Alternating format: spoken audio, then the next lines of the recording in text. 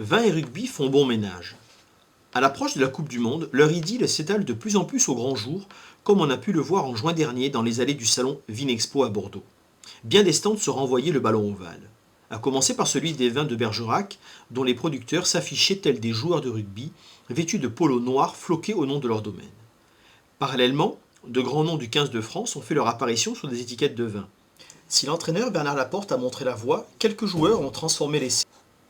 Le capitaine de l'équipe de France, Fabien Pelouse, signe ainsi une gamme de vins de Bordeaux, intitulée simplement Dédicace Fabien Pelouse.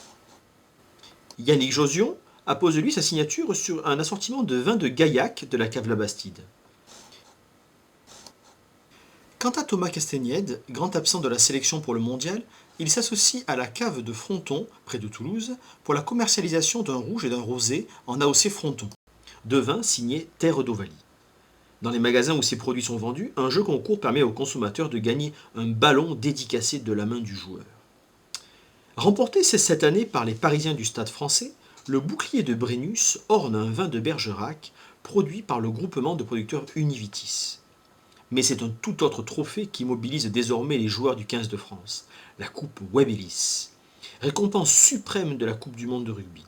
Webb-Ellis était justement la signature d'une gamme de Côte du Marmandais développée par la cave de Cocumont.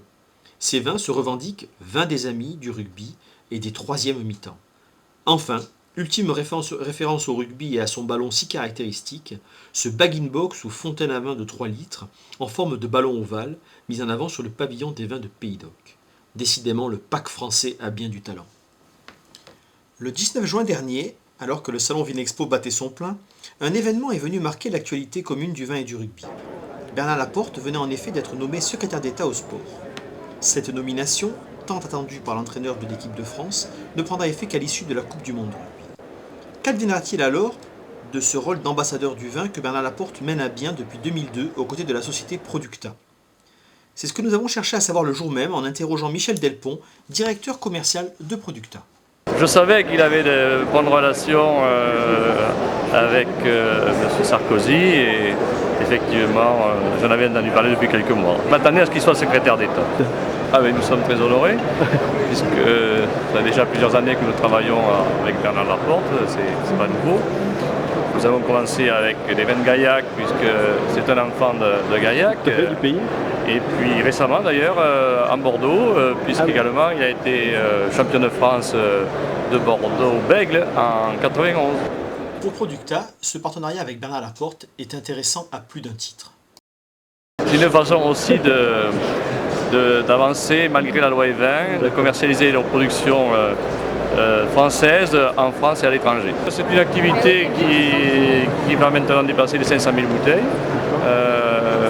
notamment en Gaillac et maintenant en Bordeaux. C'est la phase de lancement depuis quelques mois et je pense qu'on atteindra à peu près ces mêmes volumes d'ici peu. Le partenariat entre Bernard Laporte et Producta se poursuivra-t-il malgré la nomination ? Je l'espère. Il semble que ce n'est pas incompatible et que justement ce gouvernement est un gouvernement d'ouverture, et donc pourquoi pas pour les hommes d'affaires comme lui, Willy par ailleurs, bien entendu, entraîneur de l'équipe de France, mais aussi qui prépare la suite de sa carrière. Merci. Merci.